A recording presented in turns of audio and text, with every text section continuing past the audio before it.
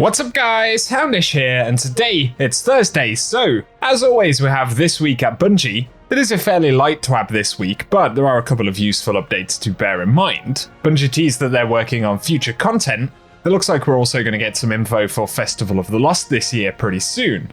Plus today we got a new game update in the form of Hotfix. There are a series of different fixes and issues resolved, so we're going to break down those, as well as some very loose teasers to Bungie's upcoming projects. And so we'll dive into it guys. As always, I hope you find the video useful and interesting, but without further delay, let's get into it. Initially looking at the TWAB, Bungie say, this week at Bungie we've got a light TWAB, but the teams are excited to share what they've been working on soon. Remember, TWABs are just one part of the conversation. A lighter TWAB is a good thing sometimes. It means heads are down and creativity is high. But before we dive into that, they're going to cover a nifty way for you to continue living that pirate fantasy with Season of Plunder's soundtrack, some new Bungie rewards, more legendary universal ornaments, and an update from the player support team on known issues and what's coming down the immediate pipeline. And so starting out, they say the player support team is incredible. This week we're previewing today's hotfix, and so today we got hotfix 6206. And initially, for activities in the Crucible, they say they've adjusted map frequency weighting for Disjunction and Cathedral of Dusk. Plus they fixed a problem where players couldn't progress the weekly Crucible challenge in Crucible laps. But then for the King's Fall raid, they fixed an issue where the Daughters of Oryx were taking extra damage from rocket launchers and other sources. And so that very quick Daughters of Oryx delete that a lot of us have been doing since the start of the season will apparently no longer be possible. But also they say they've fixed a problem where players were able to survive certain wipe mechanics throughout the activity, and an issue where players could sometimes spawn behind doors during the War Priest encounter. In addition though, for gameplay and investment, they fixed a problem where the seasonal mod improved Sword Scavenger and leg armor mod Sword Scavenger would stack. If you equip one of these mods, you can no longer equip the other. And additionally, the regular and artifact machine gun scavenger mods were able to stack, and this has been fixed, so obviously that was unintended. For weapons, they say they fixed a problem where Touch of Malice's blight projection could affect allies, blinding them and causing them to take increased damage from weapons of sorrow.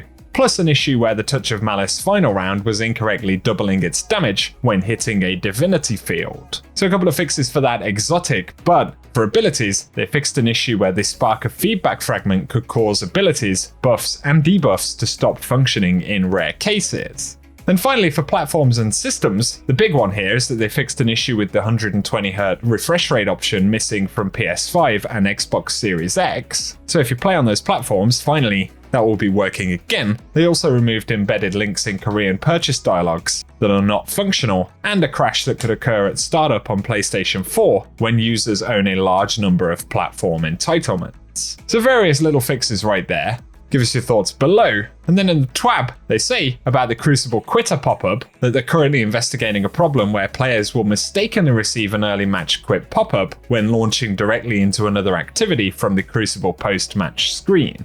They point out that players won't receive a penalty when this occurs, and pop-ups can be mitigated by returning to orbit prior to launching into a new activity. So just something to bear in mind on that front. But also Bungie Help tweeted that due to the completion requirement being too high for many players, we've auto-completed the Champions Defeated objective for this week's Sales of the Shipstealer seasonal quest. So if you're still catching up on that step, it should auto-complete. Obviously if you're running Master, it's easy to access a lot of champions, but much slower in the normal mode.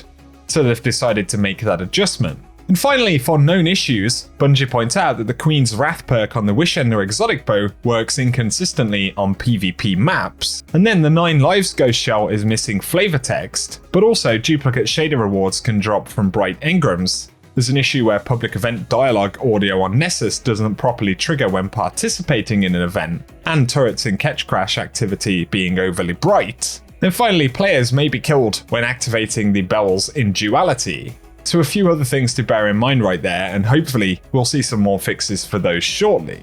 Something I wanted to highlight from the end of the TWAB here, but Bungie said only one more TWAB to go before we get spooky in October. We've already given the Festival of the Lost dates for this year in a previous TWAB, and the start date for that event is going to be October 18th. Very much looking forward to that one. And they say we have a few more things to share about that before we get to burst into the festive masks once more. And they finish by saying, a moment of silence for him. Of course, it's Cade's trusty chicken, the Colonel. Not sure if that is particularly significant, but there we go. If you do want a bit of a preview of Festival of the Lost stuff for the year though, I made a video covering that yesterday, so that'll be linked down below.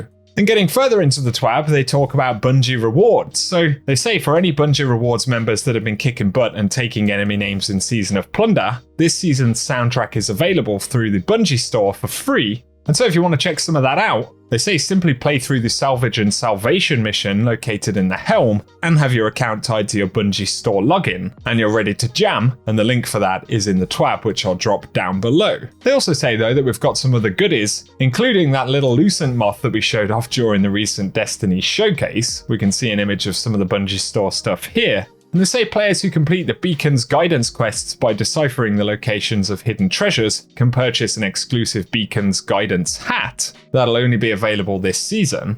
But also players who've completed the Lepidopterist Triumph from Witch Queen can purchase the exclusive collectible only from the Bungie store.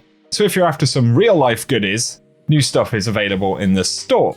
Next though, they point out some new universal armor ornaments, and these can be paired with various exotics this season. So they say an accompanying legendary piece of armor that pairs with chosen exotics for Titans, Warlocks, and Hunters are available. And they were also able to identify a bug that players reported where a different ornament on the accompanying exotic cancelled out the special effects, which were meant for the legendary ornament. And so available now in the Eververse store, for Titans, we have the Doomfang plate. And Warlocks get the Robes of Nezarec, and finally for Hunters there is the Vest of Orpheus. And of course these pair with the exotics of the same name.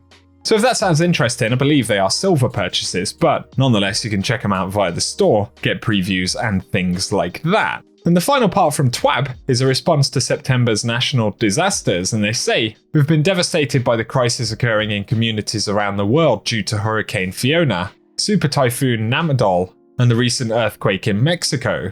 Our humanitarian partners are rapidly and efficiently responding to these disasters and ensuring that the communities impacted are receiving life-saving care." And they point out that the community has already raised over $200,000 with a week left to go of their Team Rubicon charitable effort. And say, as a reminder, anyone who donates $50 or more by Friday, September 30th will receive the Seeds of Hope emblem. It's a pretty cool emblem right there, and there are links for those donation points in the TWAB as well, so if that's something you want to contribute to, all of the info can be found on Bungie's website. Final thing right here, which is interesting, but Bungie posted a little video called The Lightning Round with Luke Timmins, and Luke's an engineer at Bungie, and they offer just a few insights into the kind of job role that they have, but also many teasers about things that they're working on for the future of Bungie projects. Nothing absolutely concrete in here, but if you're curious about that kind of stuff, it may be worth checking out the video in full, so we're going to play that as we end the video right here. And for today guys, I hope the video has been interesting, quite a light one, but a few important updates and things, so give us any thoughts you have down in the comment section, and if you've enjoyed the video today, a rating below very much helps us out. Plus, feel free to get subscribed and I'll keep you posted with more Destiny. But otherwise, thank you for tuning in, and I hope you guys have an awesome day. During the entire pandemic, I've eaten the exact same sandwich for lunch every day. It's 2 pieces of Cannon Beach white bread toasted with 2 slices of ham and Tillamook cheddar cheese with mayonnaise for 2.5 years. So my irrational fear is I would do that if you just leave me alone. I would do that for everything in my life. My name is Luke Timmins, and I'm an engineer at Bungie. What did I want to be when I grew up? I never had a plan. Like, I've met people who are like, I knew what I was going to be. I had no idea. I found computer programming and I fell in love. After that, I just wanted to like write code. Ooh, what is incubation at Bungie? Incubation at Bungie is we are responsible with coming up with new stuff and then as fast as possible figure out if they're good ideas. I would love to tell you what I'm working on. I can't. My favorite thing about working at Bungie is being surrounded by really smart, good people, and you feel like any problem that you put in front of us, you could figure out a solution, and that's such a wonderful feeling. What can you tell us about anything that you're working on? I don't think you appreciate how scary Don is. Don and Don's henchmen will be really bad to me and my family, so I'm sorry, I just can't talk about it. My favorite food to eat is a sandwich to, I'm joking. Tell me what you're working on. I'm not gonna tell you. You already asked me, I'm not gonna tell you. What is exciting about now is it is really exciting right now to see what we have cooking up in the back. And I think a lot of people would be surprised if they actually saw some of the different things we were exploring. Last question, what are you working on? Okay, I want you to imagine that if you took, for those of you out there who are basically, for those out there who love, imagine your favorite thing, which is like really a physical action game with like the best game that you know of it. It could be from. Imagine those things together. That is what we're trying to make.